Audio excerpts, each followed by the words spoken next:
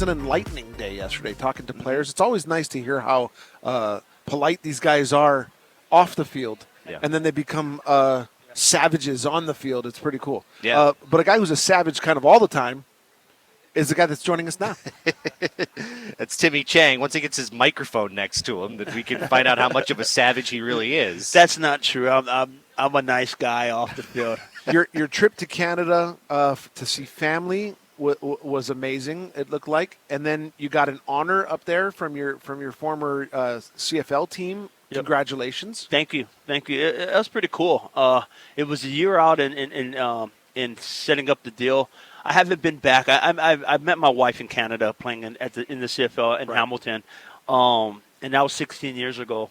Our journey it's been incredible. We're blessed with 5 beautiful kids and been across the country coaching, and she's been on this journey with me. She hasn't been back in 5. Hamilton called and said that they wanted to honor me for a day and a game, and I thought it was unbelievable. We got about 30 tickets. All her family came. That's great. I got to see Panay Pavihi out there, and Talia's out there.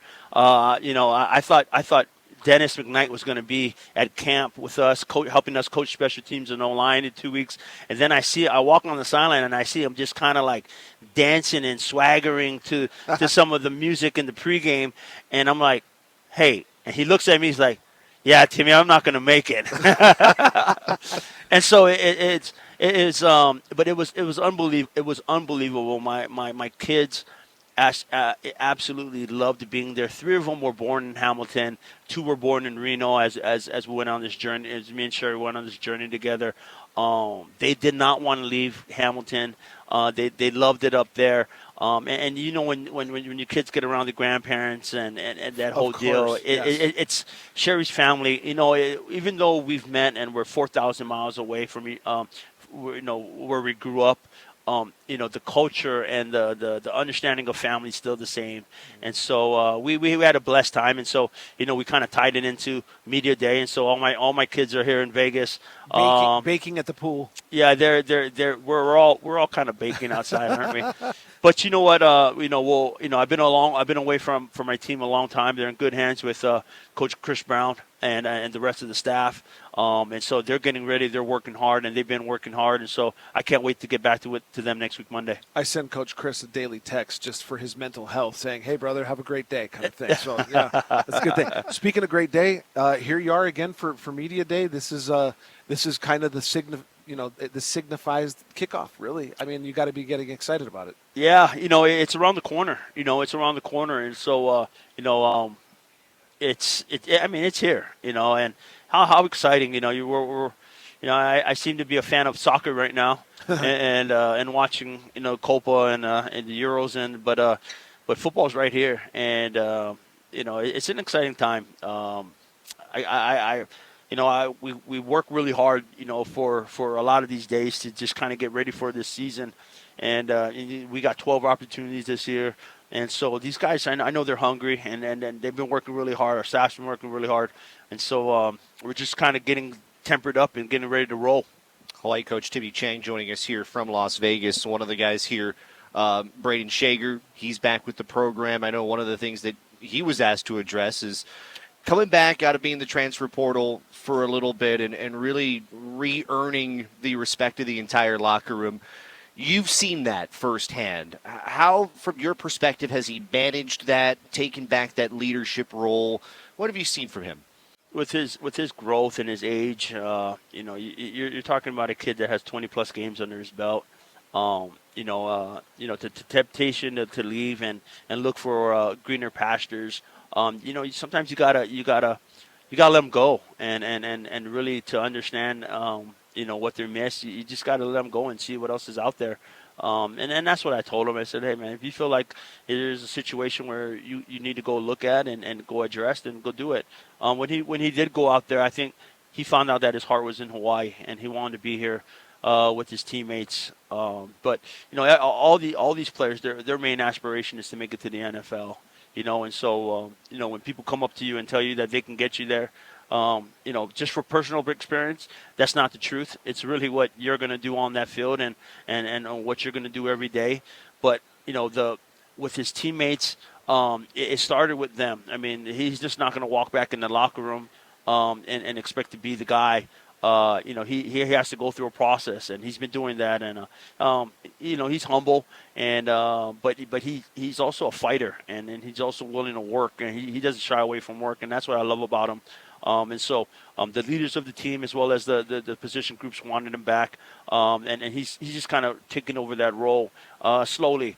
But we have a great quarterback room as well, and so it's just a good group of guys, and they're primed in position to do well. And to add to that process, it's not only that stuff off the field, but it is the continued, I guess, I don't know if pressure is the right word, but the continued growth in your offense and terminology, understanding what to do. I mean, you're seeing that. How is he continuing to pick that up? I don't know what you said yesterday, but I'm gonna say that he's. I mean, it's night and day from when it started to where we're at now. Having Dan Morrison, who coached me and Colt and the rest of the guys, it's gonna help. And so he's in a different place. I mean, the understanding, knowing where we want the guys, knowing where we want to, where you need them to line up, understanding coverages, understanding where we're trying to get the ball, understanding his reads. We would say in this offense, it usually takes about 6 games. You know what I mean? And so when we talk about a rough October, he's figuring it out. You could see some highlights within the, San Diego State. He throws for 400 yards and not getting a win. But then you can see him start to grow toward the end of the season and be one of the better quarterbacks in the country. When the dust settles, he's a top 10 passer and all these other things. And so that's just the start of it. Him having another year under his belt, you can just imagine what me and Dan see and what the potential is for him moving forward. And so, I'm high on him. I'm high on him. I'm high on the quarterbacks that we got to get to learn and watch what he gets to do this season, as well as prepare. There is a quiet confidence that I notice from maybe even the player in me that notices a quiet confidence in him now, more so than ever. And so I think what you just described is actually confirming what I'm seeing out of him. Yep. And that's actually great news for Hawaii football fans. Yeah, John, I'm getting chicken skin just you talking about that, because, going to, as a new head coach, you got to figure it out. Everybody's a new head coach. Jeff Tedford, who has, 20 plus years of experience, at one point he was a new head coach. Mm-hmm. But you got to figure it out. You're going to figure it out. And so on this journey with him, one thing I think he appreciates, and when he left, and what I told him is that, man, I'm loyal to you. And as you notice, as I recruit guys, I don't back them up. Like, I don't go get another portal guy that fits this offense, that's been in this offense, and I just pick them up and then just go throw them in the room, because the continuity of what we believe in and how we develop and the trust that we build in these guys. And so, that's where the confidence comes from. It comes from loyalty. It comes from understanding each other, understanding, hey, we've been through the fire together, and the fire wasn't all good at times, right? We got beat up sometimes. We learned some hard lessons, but going into this year, it's like, all right, we know what to expect. We know what we have to do. Not just the quarterback room, but overall as a team. Hey, man, we've been through these things together. Look at how we finished. We're going to build off of that. We know what to expect, and it's not going to be easy. You're looking at a Mountain West Conference that is tough. That every game in, game out, the margin of error is going to be small. Can we be tough down the end and win those close games and win those 1 or 2 plays that are going to count and make the difference between being a championship team or being a 5-8 team? And so that's where we're at, and we understand that now, and we understand what our standard is. We understand what we have to do every day, and we're just building. I like the growth in what I'm hearing in Coach too, because Yep. you yourself have changed from day one to now too. Right. I really like what I'm hearing. Yeah.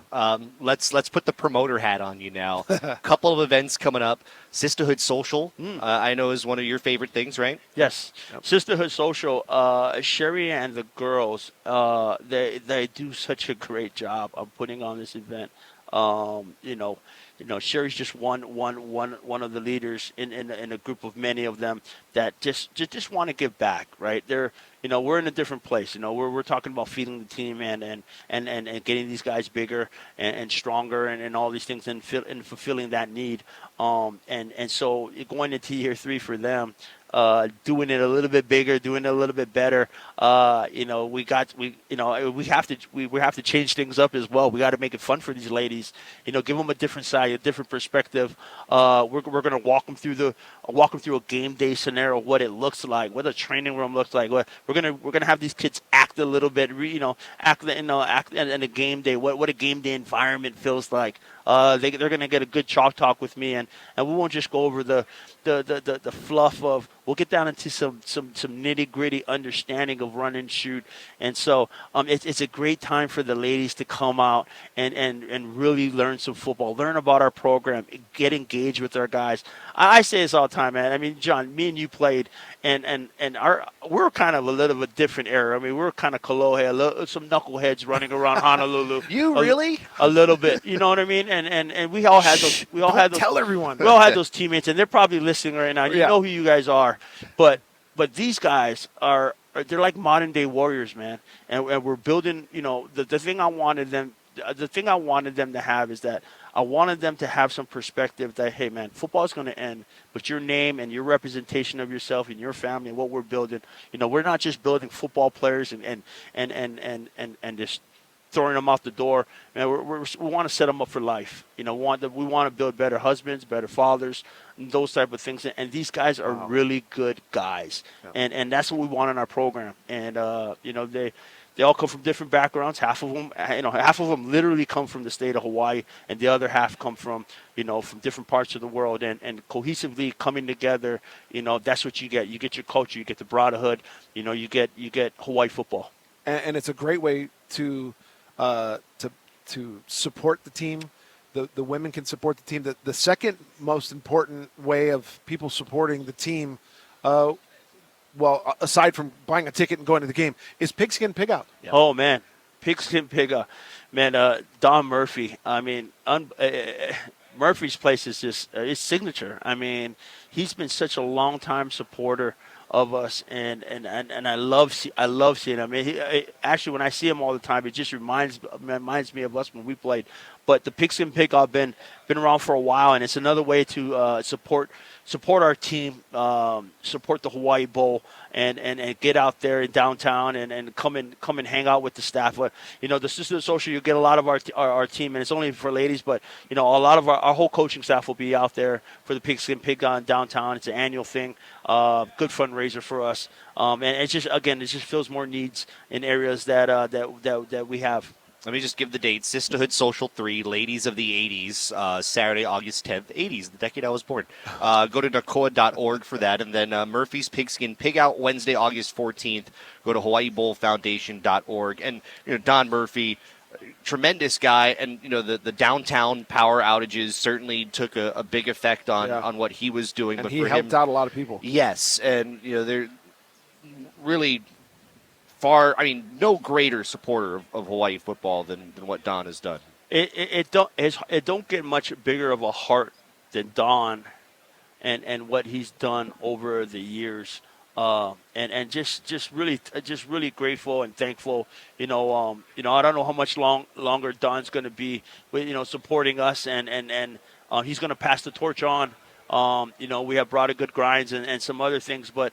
I just want to thank Don and just let everybody know that Don has just been a staple in the community of support for us, and I really appreciate you for decades of support. Give the countdown, John. 44 days, 7 hours, 39 minutes till kickoff against Delaware State on August 24th. Want to remind everybody about the Timmy Chang Show. We'll do this.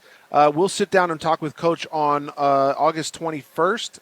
And we will talk about a bunch of stuff heading into the season. We'll also talk before that. I'm sure we'll get on the radio with you again. But, Coach, thank you. Enjoy the rest of your time here. And I'm sure you've been on the road quite a bit, so it'll be nice to get back home eventually. Yeah, you get that FOMO of missing your team, and so I miss those guys, and I know they're working hard. Talk to you soon. Thank you. All right, Timmy Chang joining us here on ESPN Honolulu.